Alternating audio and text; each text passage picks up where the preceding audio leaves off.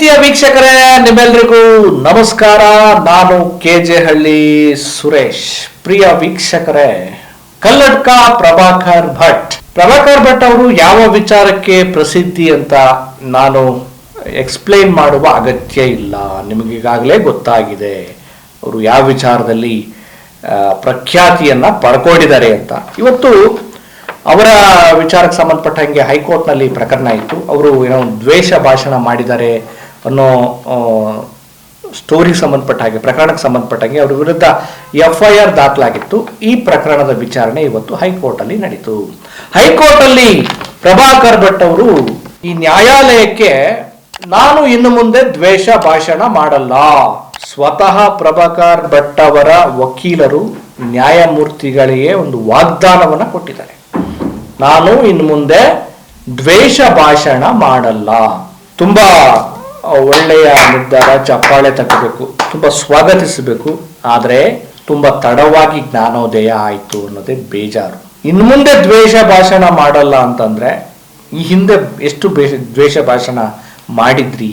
ಆ ದ್ವೇಷ ಭಾಷಣದಿಂದಾಗಿ ಸಮಾಜದ ಆರೋಗ್ಯ, ಸಮಾಜದ ಸ್ವಾಸ್ಥ್ಯ ಎಷ್ಟು ಹಾಳಾಯಿತು, ಇದರಿಂದ ಯಾರಿಗೆಲ್ಲ ತೊಂದರೆ ಆಯಿತು. ಸಮಾಜದ ಮುಖ್ಯವಾಹಿನಿಯಲ್ಲಿ ಒಂದು ಸಮುದಾಯದ ಲೀಡರ್ ಆಗಿ ಗುರುತಿಸಿಕೊಂಡಿರುವಂತಹ ಕಲ್ಲಡ್ಕ ಪ್ರಭಾಕರ್ ಭಟ್ ಅವರು ತಾವು ಆಡುವ ಒಂದೊಂದು ಮಾತುಗಳು ಕೂಡ ಸಮಾಜದಲ್ಲಿ ವ್ಯತಿರಿಕ್ತವಾದ ಪರಿಣಾಮವನ್ನ ಬೀರುತ್ತವೆ ಅನ್ನುವಂತ ಪ್ರಜ್ಞೆ ಇಟ್ಕೊಳ್ಬೇಕಾಗಿತ್ತಲ್ಲ. ತಾವಾಡುವ ಮಾತು ಸಮಾಜಕ್ಕೆ ಸಮಾಜಮುಖಿಯಾಗಿ, ಸಹಾಯಕವಾಗಿ, ಪರಸ್ಪರ ಕೂಡಿ ಬಾಳುವ ಪ್ರೇರಣಾದಾಯಕವಾಗಿರ್ಬೇಕಾಗಿತ್ತು. ಆ ರೀತಿಯಲ್ಲಿ ನೀವು ಯಾಕೆ ಮಾತಾಡಲಿಲ್ಲ? ಓಕೆ, ಅದ್ರ ಬಗ್ಗೆ ಮಾತಾಡ್ತಾ ಹೋಗೋಣ. ಇನ್ನು ಈ ಪ್ರಕರಣದ ಬಗ್ಗೆ ನಾನು ಇನ್ನಷ್ಟು ಡೀಟೇಲ್ ಕೊಡ್ತೇನೆ. ಇವತ್ತೇನು ಈ ಪ್ರಕರಣ ಆಯ್ತು, ಕಲ್ಲಡ್ಕ ಪ್ರಭಾಕರ್ ಭಟ್ ಅವರ ಪರವಾಗಿ ಅವರ ವಕೀಲರು ಇವತ್ತು ನ್ಯಾಯಾಲಯಕ್ಕೆ ಒಂದು ವಾಗ್ದಾನವನ್ನ ಕೊಟ್ಟಿದ್ದಾರೆ. ನ್ಯಾಯಾಲಯದ ಭಾಷೆಯಲ್ಲಿ ಅಂಡರ್ಟೇಕಿಂಗ್ ಅಂತ ಏನೋ ಕರೀಲಾಗುತ್ತೆ ಅದನ್ನ. ಏನಿದು ವಿಚಾರ? ಈಗ ಅರುಣ್ ಶ್ಯಾಮ್ ಅವರು, ಕಲ್ಲಡ್ಕ ಪ್ರಭಾಕರ್ ಭಟ್ ಅವರ ಪರವಾದ ವಕೀಲರು ಅರುಣ್ ಶ್ಯಾಮ್ ಅವರು ನ್ಯಾಯಾಲಯಕ್ಕೆ ವಾಗ್ದಾನವನ್ನ ಕೊಟ್ಟಿದ್ದಾರೆ. ಅಂದ್ರೆ ಪ್ರಭಾಕರ್ ಭಟ್ ಅವರು ಕೊಟ್ಟಂಗೇನೆ. ಏನ್ ಪ್ರಕರಣ ಅಂತಂದ್ರೆ, ಉಪ್ಪಳಿಗೆ ದೀಪೋತ್ಸವದ ಕಾರ್ಯಕ್ರಮದಲ್ಲಿ ಕಲ್ಲಡ್ಕ ಪ್ರಭಾಕರ್ ಭಟ್ ಅವರು ಮಾಡಿದ್ದಾರೆ ಅಂತೇಳಿ ಆರೋಪ ಮಾಡಲಾಗಿರುವಂತ ಒಂದು ಪ್ರಕರಣ. ಏನು ಆರೋಪ? ಕಲ್ಲಡ್ಕ ಪ್ರಭಾಕರ್ ಭಟ್ ಅವರು ಈ ಒಂದು ಕಾರ್ಯಕ್ರಮದಲ್ಲಿ, ಏನು ಉಪ್ಪಳಿಗೆ ದೀಪೋತ್ಸವ ಕಾರ್ಯಕ್ರಮದಲ್ಲಿ ಮುಸ್ಲಿಂ ಮಹಿಳೆಯರು ನಾಯಿಯಂತೆ ಮಕ್ಕಳನ್ನ ಹೆರುತ್ತಾರೆ ಅನ್ನುವಂತ ಹೇಳಿಕೆ ನೀಡಿದ್ರು ಅನ್ನುವಂತ ಆರೋಪ ಇದೆ. ಈ ರೀತಿ ಹೇಳಿಕೆ ಕೊಟ್ಟಿದ್ದಾರೆ. ಮುಸ್ಲಿಂ ಸಮುದಾಯಕ್ಕೆ ನೋವಾಗುವ ರೀತಿಯಲ್ಲಿ, ಅದರಲ್ಲೂ ಮಹಿಳೆಯರಿಗೆ ನೋವಾಗುವ ರೀತಿಯಲ್ಲಿ ಇಂಥ ಹೇಳಿಕೆಯನ್ನು ಕೊಟ್ಟಿದ್ದಾರೆ ಅಂತೇಳಿ ಆರೋಪಿಸಿ ಜನವಾದಿ ಮಹಿಳಾ ಸಂಘಟನೆಯ ಈಶ್ವರಿ ಪದ್ಮುಂಜಾ ಅವರು FIR ಅನ್ನ ದಾಖಲು ಮಾಡಿದ್ರು. ಇಂಥ ಒಂದು ಹೇಳಿಕೆಯನ್ನು ಕೊಡೋದು ಸಮಾಜದಲ್ಲಿ ಒಂದು ಒಳ್ಳೆಯ ವಾತಾವರಣ ಸೃಷ್ಟಿ ಮಾಡಲ್ಲ ಅನ್ನುವಂತ ವಿಚಾರವನ್ನು ಇಟ್ಕೊಂಡು ಆ ಪ್ರಕರಣಕ್ಕೆ ಸಂಬಂಧಪಟ್ಟಂಗೆ ಕಲ್ಲಡ್ಕ ಪ್ರಭಾಕರ್ ಭಟ್ ಅವರು ತಮ್ಮ ವಕೀಲರ ಮೂಲಕ FIR ಅನ್ನ ರದ್ದು ಕೋರಿ, ಅಂದ್ರೆ ನನ್ನ ವಿರುದ್ಧ ದಾಖಲಾಗಿರುವಂತಹ FIR ಅನ್ನ ರದ್ದು ಮಾಡಿ ಅಂತೇಳಿ ಹೈಕೋರ್ಟ್ ಮೊರೆ ಹೋಗಿದ್ರು. ಸೊ ಆ ಒಂದು ಪ್ರಕರಣದ ವಿಚಾರಣೆ ಇವತ್ತು ನಡೀತು. ಇನ್ನು ಈಶ್ವರಿ ಪದ್ಮುಂಜಾ ಅವರು, ಏನು ಕಲ್ಲಡ್ಕ ಪ್ರಭಾಕರ್ ಭಟ್ ಅವರ ವಿರುದ್ಧ ಪ್ರಕರಣ ದಾಖಲ ಮಾಡಿದಂತಹ ಈಶ್ವರಿ ಪದ್ಮುಂಜಾ ಅವರ ಪರವಾಗಿ ಬಾಲನ್ ಅವರು ವಾದವನ್ನ ಮಾಡಿದ್ರು. ಆಮೇಲೆ ಈ ತಡೆಯಾಜ್ಞೆಯನ್ನ ಕೊಡಬಾರ್ದು, ಅಂದ್ರೆ ಈ ಪ್ರಕರಣಗಳಿಗೆ ತಡೆಯಾಜ್ಞೆ ಕೊಡಬಾರ್ದು ಅಂತ ಹೇಳಿ ಬಾಲನ್ ಅವರು ಹೇಳಿದ್ರು. ಅವ್ರಿಗೆ FIR ರದ್ದಾಗಿರೋದು, ನೀವು ತಡೆಯಾಜ್ಞೆ ಕೊಟ್ಬಿಟ್ರೆ ಅದು ಮತ್ತೆ ಅವರು ಆ ತಡೆಯಾಜ್ಞೆಯನ್ನ ದುರ್ಬಳಕೆ ಮಾಡ್ಕೊಳ್ತಾರೆ ಅಂತ ಹೇಳಿ ವಾದವನ್ನ ಮಾಡಿದ್ರು. ಅವ್ರು ಹೇಳ್ತಾರೆ, ಕಲ್ಲಡ್ಕ ಪ್ರಭಾಕರ್ ಭಟ್ ವಿಚಾರಕ್ಕೆ ಸಂಬಂಧಪಟ್ಟಂಗೆ ಬಾಲನ್ ಅವರು, ಕಲ್ಲಡ್ಕ ಪ್ರಭಾಕರ್ ಭಟ್ ಅವರು ಅಂದ್ರೆ ಮುಸ್ಲಿಂ ಸಮುದಾಯದ ವಿರುದ್ಧ ಸಮುದಾಯ ಒಂದರ ಮೇಲೆ, ಅಂದ್ರೆ ಅದು ಟಾರ್ಗೆಟ್ ಸಮುದಾಯ ಒಂದರ ಮೇಲೆ ವಿಷ ಕಾರ್ತಲೇ ಇದ್ದಾರೆ. ಇದೊಂದು ರೀತಿಯಲ್ಲಿ ಬಂದು ಹತ್ಯೆಯ ರೀತಿಯ ಒಂದು ಕುತಂತ್ರ, ಒಂದು ಬಂದು ಹತ್ಯೆ ರೀತಿಯ ಕೃತ್ಯ ಇದು. ಈ ಒಂದು ಸ್ಟೇಟ್ಮೆಂಟ್ ಕೊಡೋದು ಸಮಾಜದಲ್ಲಿ ಸಹೋದರರಂತೆ ಇರುವಂತ ಸಮುದಾಯಗಳ ನಡುವೆ ಒಂದು ರೀತಿ ಅಸಮಾನತೆಯನ್ನು ಕ್ರಿಯೇಟ್ ಆಗುತ್ತೆ. ಆ ಸಮುದಾಯವನ್ನ ಈ ರೀತಿ ಹೇಳಿಕೆ ಕೊಡುವ ಮೂಲಕ ಒಂದು ರೀತಿ ಮುಗಿಸ್ದಂಗಾಗತ್ತೆ, ದಮನ ಮಾಡ್ದಂಗಾಗತ್ತೆ.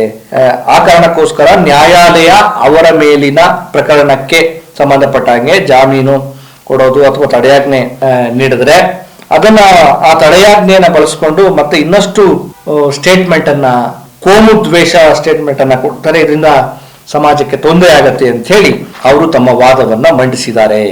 ಈಗ ನ್ಯಾಯಾಲಯ ಈ ಎಲ್ಲ ವಾದ ವಿವಾದಗಳನ್ನ ಆಲಿಸಿ ಇವ್ರಿಗೆ ಸಂಬಂಧಪಟ್ಟ ಎಲ್ಲ ಏನು FIR ಇದಾವೆ ಅದರನ್ನು ಇದರಲ್ಲೇ ಸೇರಿಸಿ ಅಂಥೇಳಿ ನ್ಯಾಯಾಲಯ ಆದೇಶ ಕೊಟ್ಟಿದೆ.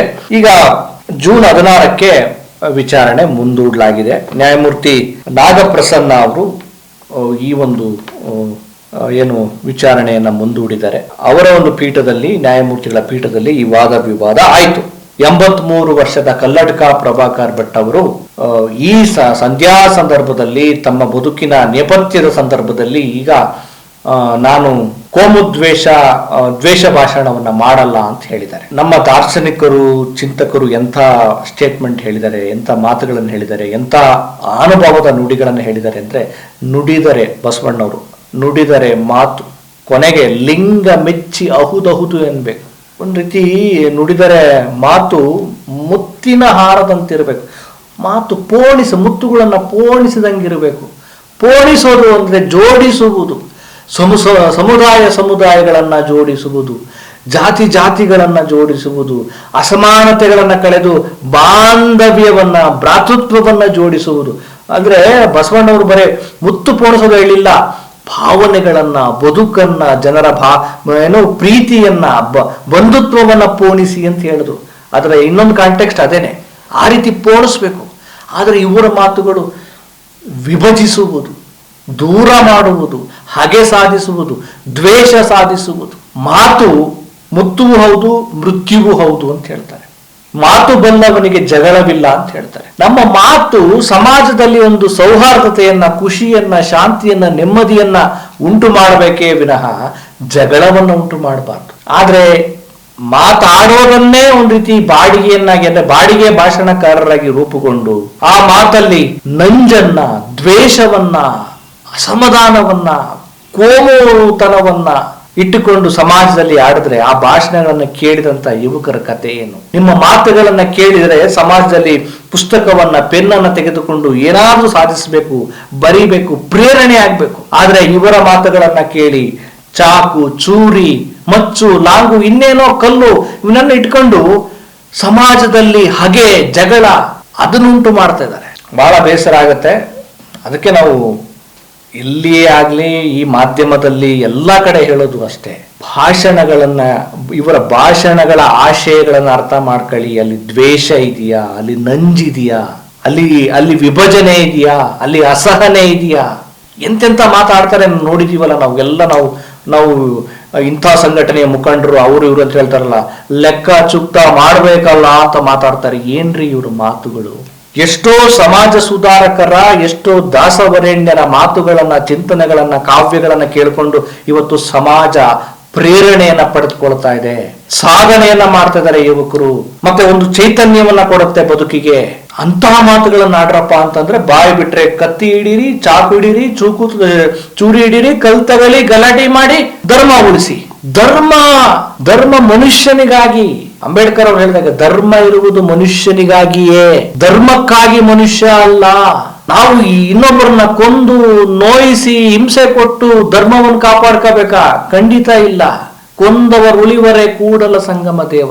ಇವತ್ತು ಧರ್ಮದ ಕಾರಣಕ್ಕೇನೆ ಜಗಳ ಆಗ್ತಾ ಇರೋದು. ನೋಡಿ, ನಮ್ಮ ಹಳೆಗನ್ನಡದ ಸಾಹಿತ್ಯದಲ್ಲಿ ಎಂಥ ಒಳ್ಳೆ ಮಾತಿದೆ. ಕವಿರಾಜ ಮಾರ್ಗಕಾರ ಹೇಳ್ತಾರಲ್ಲ, ಕಸವರವೆಂಬುದು ನೆರೆ ಸೈರಿಸಲಾರ್ಪಡೆ, ಕಸವರವೆಂಬುದು ನೆರೆ ಸೈರಿಸಲಾರ್ಪಡೆ, ಪರ ವಿಚಾರ ಮಮಂ ಧರ್ಮ ಮಮಂ.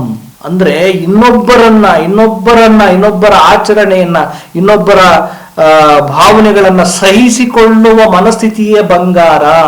ಕಸವರ ಅಂದ್ರೆ ಬಂಗಾರ, ಅವರನ್ನ ಸಹಿಸಿಕೊಳ್ಳುವುದು, ಸಹಿಷ್ಣುತೆಯೇ ಬಂಗಾರ ಅಂತ ಹೇಳ್ಬಿಟ್ಟಾನೆ. ಕಸವರವೆಂಬುದು ನೆರೆ ಸೈರಿಸಲಾರ್ಪಡೆ, ಪರ ವಿಚಾರ ಮುಮಂ ಧರ್ಮ ಮುಮಂ. ಇವರೆಲ್ಲ ಈ ಭಾಷಣಕಾರರು ನಮ್ಮ ಸಾಹಿತ್ಯವನ್ನು ಓದಬೇಕು.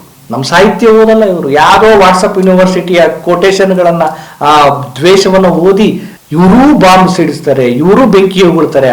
ಅದನ್ನ ಭಾಷಣ ಕೇಳೋರ ಮನಸ್ಸಲ್ಲೂ ಬೆಂಕಿಯನ್ನು ತುಂಬುತ್ತಾರೆ, ವಿಷವನ್ನು ತುಂಬುತ್ತಾರೆ. ಎಂಥ ಸಾಹಿತ್ಯ ನಮ್ಮ ಕನ್ನಡ ಸಾಹಿತ್ಯದಲ್ಲಿ! ಸಕಲ ಜೀವಾತ್ಮರಿಗೆ ಲೇಸನು ಬಯಸು, ಬಹುಜನ ಹಿತಾಯ ಬಹುಜನ ಸುಖಾಯ ಹೇಳ್ಬಿಟ್ರಲ್ಲ ನಮ್ಮ ಬುದ್ಧ. ಕುವೆಂಪು ಅವರು ಮನುಷ್ಯ ಜಾತಿ ತಾನೊಂದೇ ವಲ್ಲಂ ಅಂತ ಹೇಳಿ ಪಂಪ ಹೇಳಿದ್ರು. ವಿಶ್ವಮಾನವ ಸಂದೇಶ ಕುವೆಂಪು ಅವ್ರ ಕೊನೆಗೆ ನೀವು ಏನ್ ಮಾಡೋದು ಪರವಾಗಿಲ್ಲಪ್ಪ, ನನ್ ಕಡೆ ಸಂದೇಶ ವಿಶ್ವಮಾನವ ಸಂದೇಶ, ಮನುಜ ಮತ ವಿಶ್ವಪಥ. ಹಾಗಾಗಿ ಕೊನೆ ಟೈಮಲ್ಲಿ ಜ್ಞಾನೋದಯ ಆದ್ರೆ ಪ್ರಯೋಜನ ಇಲ್ಲ. ನೀವು ಈ ಹಿಂದೆ ಮಾಡಿದ ದ್ವೇಷ ಭಾಷಣಗಳ ಪರಿಣಾಮಗಳ ಬೆಂಕಿ ಇನ್ನೂ ದಗದಯಿಸ್ತಾ ಇದೆ, ಅದನ್ನ ಆರಿಸ್ಬೇಕು.